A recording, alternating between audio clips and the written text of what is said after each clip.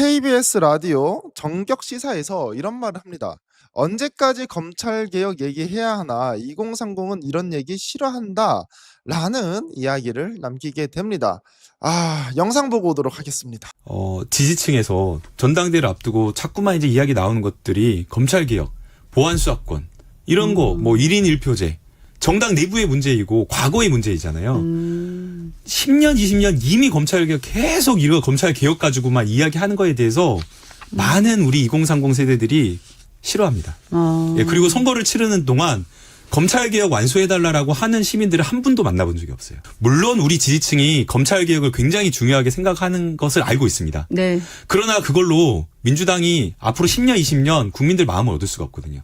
특히나 2030 세대의 마음을 얻을 수가 없거든요. 이렇게 김남국 의원께서 말씀을 했는데 좀 간략하게 말씀드리면 지금 2030 친구들이 검찰 개혁에 대해서 피로감을 많이 느끼고 사실은 관심도 없다. 이 친구들이 원하는 것 그리고 더 나아가서 4050에 있는 분들이 민생 법안 이런 거를 좀 많이 해줬으면 좋겠다. 그리고 검찰 개혁 관련돼서 뭐 거의 완료된 거 아니냐. 이러한 맥락으로 오늘 말씀을 하셨습니다. 김남국 국회의원께서 의원이 당선된 지 지금 갓 한 달 됐어요. 당선되고 취재 편의점에서 인터뷰한 내용이 있습니다. 이 인터뷰 내용 한번 보도록 하겠습니다. 우리 김남국 당선인께서는 국회에 들어가면 이것부터 하겠다. 결심하신 거 있으십니까? 우선은 검찰 개혁에 대한 마무리 마침표를 좀 찍어야 된다고 생각을 합니다. 지금 수사 기소 분리와 관련된 입법이 정부 주도로 추진이 되고 있는데요. 네. 원천적으로 특수부의 수사 자체를 예방하는 게 저는 필요하다고 생각을 하거든요. 지금은 사후에 처벌을 하고 이 두 기관의 권력을 분리하는 그것에 그쳐 있는데요. 네. 국정조사에서 드러났듯이 아예 특수부 수사, 무차별적인 어떤 표적 수사와 막 진술을 만들어내는 조작 수사 자체를 좀 예방하는 법안을 네. 좀 만들고 수사 기소 분리의 검찰 개혁의 마침표 찍는 역할을 좀 하고 싶습니다. 그리고 아시겠지만 6월 4일이에요. 한 달도 되지 않은 상황입니다. 첫 번째로 가장 시급하게 처리해야 될 게 이제 검찰 개혁이다라고 말씀을 하시죠. 저는 이렇게 생각합니다. 내 주변에 세력들 그리고 대통령이 누가 바뀌던 간에 본인 스스로의 원칙이 있어야 된다고 생각을 해요. 국회의원은 본인이 다음 총선에서 한 번 더 국회의원이 될 수 있는 그런 세력들에게 빌붙는 그리고 더 나아가서는 잘 보이려고 하는 이런 정치는 대한민국에서 사라져야 된다. 왜? 국회의원이라고 하면 움직이는 헌법기관이라고 많이들 말씀하시잖아요. 자존심이 난 있어야 된다 생각합니다. 정치인들은. 국회의원 한 번 하고 말면 되죠. 안 그래요? 그래서 정치인에게 가장 중요한 원칙은 사법개혁을 해야 된다. 사법개혁을 안 해야 된다를 제가 말하는 게 아니에요. 보안수사권 같은 경우에도 전 토론의 주제가 될 수 있다라고 생각을 합니다. 하지만 국회의원, 정치인은 본인이 스스로 세운 가치와 원칙이 있어야 되고 그 누가 나를 흔든다고 하더라도 그 원칙이 무너지면 안 된다라는 거예요. 요즘에 정치인분들을 보면 내가 너무 마음이 아파. 내가 윤석열과 함께 윤석열 시절에 함께 싸워왔던 국회의원분들이 본인의 그 원칙을 손바닥 뒤집듯이 뒤집는 경우가 많은 것 같아요. 과거의 발언과 현재의 발언이 많이 다른 경우가 많습니다. 그래서 저는 제 마음이 아파요. 국회의원은 다 훌륭한 줄 알았어. 그렇게 해가지고 한 달 전에 김남국 의원께서 말씀한 것들을 보여드렸고 김용민 의원님이 이런 글을 올렸습니다. 사실은 오늘도 이거와 비슷한 글을 올리셨다고 하는데 찾지 못했어요. 근데 이거는 어제 올린 글입니다. 검찰개혁 지겹다. 민생부터 챙겨라. 21대 국회에서 그러다가 윤석열 정권이 탄생했고 민생은 파탄 직전까지 갔으며 내란이 터졌습니다. 이재명 대통령 후보 자격도 강탈될 뻔했습니다. 검찰 개혁을 해야 민생도 챙기고 이재명 정부도 성공할 수 있습니다. 부디 검찰 개혁에 힘을 실어주길 바랍니다. 라는 글을 썼습니다. 얼마나 답답했으면 그랬을까라는 생각이 저는 드는데요. 이것뿐만 아니라 현재 민주당의 정책과도 상당히 상반되는 주장을 하게 됩니다. 현재 민주당은 어떻게 하고 있느냐? 형사소송법 TF를 출범했습니다. 그래서 수사권과 기소권 완전 분리, 보안수사권 폐지를 하려고 TF까지 만들었어요. 지도부에서. 그런데 김남국 의원은 KBS 라디오에 가가지고 검찰개혁은요 부분적으로 마무리된 것 같은데요. 그리고 2030 제가 이야기 나눠보니까 2030이들 다 싫어해.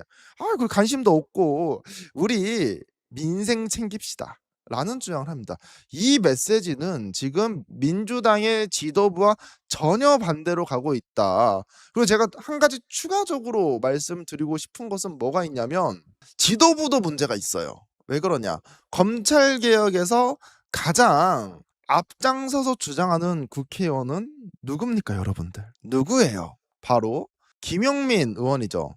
김용민 의원이 오늘 박시영 TV에 나와가지고 발언을 한 내용이 있습니다. 같이 보고 오겠습니다. TF를 만들어서 논의를 하겠다 네. 하는데 뭐 다 좋습니다. TF 만들어서 하는 거 많은 좋은데 사람들이 거기 김용민 의원 들어간 줄 알아. 저 못 들어갔습니다. TF 하면 김용민인데 안 들어갔대. TF 만들자고도 제가 제안했는데 저는 못 들어갔고 원내대표 제 전화도 지금 안 받고 계셔가지고 제가 왜 그래요 정말. 한병도 원내대표가 새로 뽑힐 당대표 눈치를 보는 건지 분위기가 이상하게 흘러가는데요. 저는 도저히 이해할 수가 없습니다. 형사소송 개정 TF를 저기 김용민 의원이 제안을 한 사람이에요. 근데 제안한 사람을 TF에서 부르지도 않아 빼버렸어. 그리고 한병도 원내 같은 경우에는 김용민 의원이 전화를 거는데 전화도 안 받아. 차단을 했나? 모르겠는데 안 받습니다. 그래서 제가 말씀드리고 싶은 것은 오늘 아침 KBS 라디오에 나와서 김남국 의원이 말했었던 그런 내용들, 지도부가 지금 이야기하는 것과도 다르다. 하지만 이 지도부 또한 문제다. 왜? 김용민 의원이 가장 앞장서서 검찰개혁을 외치는 사람이고 TF도 김용민 의원이 주장을 했는데 김용민 의원을 빼는 게 어디 있어요? 그렇지 않습니까? 제안자를 빼버렸어. 그러니까 저는 지금 전체적으로 이 국회의원 분들이 문제가 있다라고 봅니다. 윤석열 정부 때 검찰개혁 안 해친 의원이 없어요. 제 기억 속에는 검찰개혁 반대했던 의원들 한 명도 없습니다. 그런데 갑자기 나서가지고 개변을 펼쳐요. 우리 항상 집회 나가서 외쳤던 거 뭐예요? 수사와 기소 이거 분리하자는 게 검찰개혁의 핵심이고 대원칙이잖아요. 그러면 검찰개혁을 할 때 대원칙은 지켜져야 되는 겁니다. 수사와 기소를 분리하는 대원칙은 무조건 지켜져야 되는 거예요. 이거를 만들어 갈 때 추가적으로 부수적인 내용을 뺄 수도 있고 더할 수 있는 건데 지금 보안수사권을 주냐 안 주냐는 이 대원칙을 무너뜨리는 거기 때문에 우리가 민감하게 반응을 하는 거죠. 보안수사권 토론도 가능해. 보안수사권을 해야 되냐 안 해야 되냐 실제로 해보면 뭐가 좋은지도 모르죠. 실제로 해봐야 아는 거니까. 하지만 우리가 분노를 느끼는 건 뭐냐면 이전에 계속 그 대원칙을 말해온 의원들이 갑자기 어떻게 합니까? 손바닥을 팍 뒤집어. 문제 있습니다 여러분들. 보안수사권 필요해요. 이런 의원들이 너무 많다라는 것을 말씀드리고 싶고 그리고 이 시기의 적절성도 김남국 의원이 부족했다. 왜 그러냐? 여기 보시면 아시겠지만 지금 상임위가 배정이 됐고 더 중요한 거 뭡니까? 어제 이재명 대통령과 문재인 대통령이 오찬 이야기를 했어요. 통합 메시지를 던졌습니다. 기억나시죠? 어제입니다. 손을 꼭 잡고 있는 모습. 여기서 뭘 얘기했습니까? 화합. 그렇죠. 기존 지지층을 통합하고 화합하는 그렇게 우리가 진행을 해야 된다. 근데 여기에서 우리가 타협할 수 없는 게 있어요. 타협 안 되는 게 뭐가 있습니까? 검찰개혁. 이게 우리가 안 되는 거예요. 타협이 안 되는 거. 이 타협이 안 되는 것을 김남국 의원이 뭐라고 얘기해요? 저희가요 2030 제가 주변에 물어보니까 2030은 검찰개혁 싫대요. 저는 민생이나 좀 챙겼으면 좋겠는데 그리고 내가 보니까 검찰개혁 마무리된 거 아니에요? 이런 얘기를 하고 있는 것 자체가 과연 이재명 대통령을 위한 이야기인지 저는 되묻고 싶습니다. 왜 그러냐면 이재명 대통령의 지지율이 내려가고 있단 말이에요. 나 진짜 가슴 아파 죽겠어. 이재명 대통령 지지율도 높고 우리가 비판도 안 하고 아니 정치에 아예 관심 끄면 좋겠어요. 우리가 그런 세상이 오면 좋겠어. 그런데 이재명 대통령과 문재인 대통령이 이렇게 좋은 만남을 가지고 지금 막 다독이려고 하는 상황에서 검찰 개혁을 왜 얘기해가지고 그럽니까? 그리고 제가 또 말씀드리고 싶은 것은 20대와 30대가 달라요.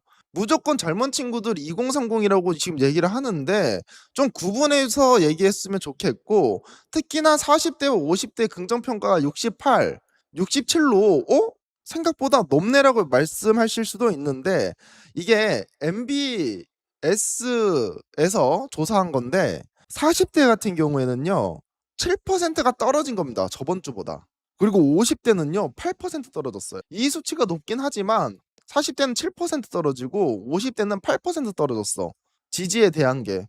이거 누굽니까? 코어라고 할 수가 있죠. 코어. 기존의 민주당을 항상 지지했던 분들, 이분들이 이재명 대통령에 대한 지지를 거뒀단 말이에요. 이거를 봉합하기 위해 가지고 뭘 했어요? 문재인 대통령이 희생을 해서 만났잖아요. 그리고 이재명 대통령도 손을 잡으려고 화합하려고 부탁드린 거잖아요. 근데 왜 김남국 의원은 이러냔 말이에요. 이러한 지점이 저는 오늘 너무나도 아쉽고 안타깝다라는 겁니다. 그리고 의제 판단을 하는데 2030이 싫기 때문에 하면 안 된다라는 그 명제가 안 돼요. 왜 그러냐? 보세요. 청년층이 싫어하면 해당 의제는 뒤로 미뤄야 된다? 그리고 청년층의 인식이 부정적이면 정치 정면에 나서면 안 되는 건가? 기준이 선택적으로 쓰였다라는 거죠. 왜 그러냐? 김남국 후보 코인과 관련돼 가지고 그 코인 의혹을 말했었던 게 장해찬이에요. 그래서 장해찬과 관련돼서 재판을 받고 있는데 2심에서 장해찬한테 벌금 1,000만 원을 했어요. 근데 지금 파기환송돼서 내려왔거든요. 그런데 김남국 의원이 코인과 관련돼서 억울하던 억울하지 않던 간에 문제는 뭔지 아세요? 젊은 친구들은 김남국 의원 코인 좌라고 그럽니다. 코인하면 김남국이고 김남국은 코인이에요. 젊은 친구들한테. 원래 김남국이라는 사람을 젊은 친구들이 몰랐습니다. 근데 한참 코인이 유행했을 때 하필이면 코인 논란이 터져요. 그래서 이 젊은 친구들은 김남국 의원 안 좋아합니다. 제가 여기서 말씀드리는 함의는 뭐냐? 김남국 의원이 코인과 관련돼서 억울하다, 억울하지 않다, 이게 중요한 게 아니라 김남국 의원을 2030이 코인자라고 생각하기 때문에 싫어한다라는 거예요. 이거를 그대로 검찰 개혁에 가져와 봐요. 2030 젊은 친구들이 검찰 개혁을 별로 좋아하지 않기 때문에 미뤄야 된다. 이게 성립이 되려면 젊은 친구들은 김남국 의원이 코인 좌기 때문에 싫어한다. 그러면 김남국 의원은 어떻게 해야 됩니까? 국회의원을 하면 안 되죠. 국회의원을 하지 말고 민주당이라는 대의를 위해서 공천이 왔다고 해도 거절했어야죠. 저는 이거를 말씀드리고 싶은 거예요. 저는 김남국 의원이 국회의원 되는 거 반대하지 않습니다. 그리고 코인과 관련돼서 저는 억울한 부분이 있다라고 항상 생각하는 사람이에요.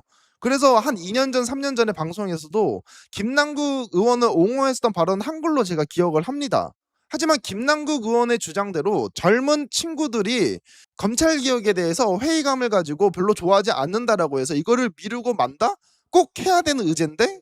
그러면 저는 똑같이 말해주고 싶은 거예요. 김남국 의원을 젊은 친구들이 싫어하니까 그만두세요 라는 말씀을 되돌려드리고 싶다. 하지만 저는 김남국 의원 그래도 좋아합니다, 여러분들. 이런 말씀을 좀 드리고 싶고, 또 제가 말씀드리고 싶은 건 김남국 의원이 전 도대체 어떤 위원회에 있나 찾아봤어요. 근데 찾아보니까 난 법사인 줄 알았어. 여러분도 법과 관련된 이야기 하니까 법사인 줄 아시죠? 찾아보니까 법사위가 아니더라고요. 보세요. 법사위 서영교, 김승원, 김기표, 김남희, 김영민, 없네. 어딨지? 여기 있다. 과방위에 김남국 의원이 있네요. 과방위. 저는 좀 이런 말을 드리고 싶습니다. 어떤 말을 드리고 싶냐? 과방위잖아요. 그러면 과방위 일 처리할 게 진짜 많습니다. 어떤 일 처리를 해야 되는지는 좀 이따 말씀드리고, 검찰개혁은요 법사위를 중심으로 하잖아요. 그러면 왜 수많은 위원이 있습니까? 각각 전문적인 내용을 맡아가지고 그 관련된 과방이면 과방이, 국방이면 국방이 여기에 집중을 하셔라. 그리고 검찰개혁은 꼭 이루어져야 되는 거니까 법사에서 판단하면 손이나 들어주시라, 동의나 해주시라, 이런 말씀을 좀 드리고 싶다라는 것이고, 지금 과방에서도 할 것 많습니다. 과방이 놀고 있는 거 아니에요. 지금 방송 3법이 통과가 되었지만 후속 조치를 이루어져야 되고요. 그리고 이사회를 재구성해야 됩니다. KBS, MBC, EBS 이런 일도 바쁘고, 지금 여러분들 KBS 사장 누군지 아세요? 지금 KBS 사장 박장범입니다. 26년 1월에 당시에 선임을 무효로 판단을 했고 5월 13일에는 KBS 이사회에서 임명 취소 안건이 표결에 붙였는데 부결됐어요. 아직도 KBS 사장이 박장범입니다. 지금 박장범도 해결 못했어. 가방에서 할 것도 많아.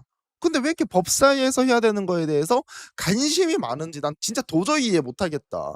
그래서 제가 의원분들께 진짜 부탁드리고 싶은 것은 민생 이야기 하지 마시고 본인들이 속해 있는 위원회 있잖아요. 보시면 위원회, 법사위, 정무위, 재정위, 교육위, 과방위 등등 있잖아요. 각자의 위원회에서 민생 법안 내시라. 열심히 하시라. 검찰개혁에 대해 가지고 목소리를 내지 마시라. 그런 얘기 하실 거면 법사위 위원들 그리고 TF에 속해 있는 분들이 제대로 된 법안이 올리고 그리고 그에 대해 가지고 TF에서 결정을 하면 동의해 주시라. 민생은 본인들이 열심히 하시면 되잖아요. 제 생각에는 오지랖이라고 생각을 합니다. 해야 되는 거를 하지 않아도 되는 것처럼, 아직 완결되지 않은 것을 완결된 것처럼 하는 것도 문제가 있다라고 봅니다. 제가 예전에 책을 읽은 적이 있어요. 그 책에서 뭐라고 얘기하냐면 사람들이 어떠한 일을 수행을 할 때 되게 열심히 달려간다라는 거예요. 그런데 약 90% 정도 하다가 이 10%는 얼마 안 남았잖아요. 그러니까 100%를 하면 마무리가 되는데 90%만 하고 일을 마무리 짓는다라는 거야. 뭐 조금만 하면 되니까 이제 조금 뭐 찬찬히 해야겠다. 좀 미뤄야겠다.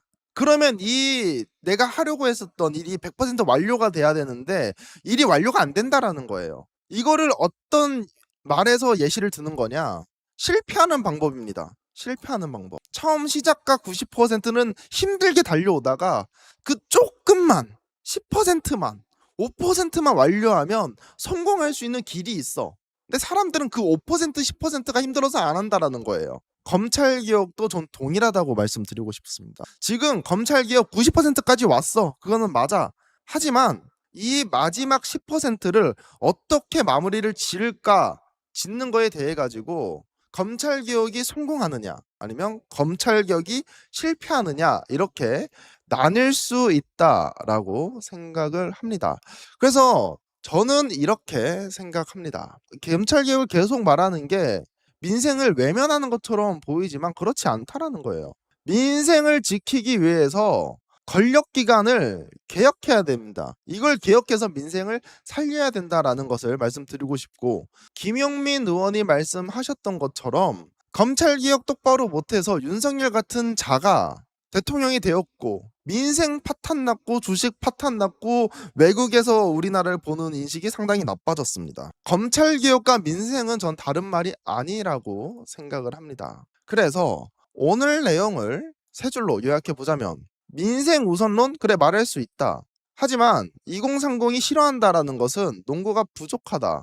그리고 필요하다라고 하면 개혁을 중단하는 것이 아니라 병행해야 된다라는 게 제 오늘 결론입니다.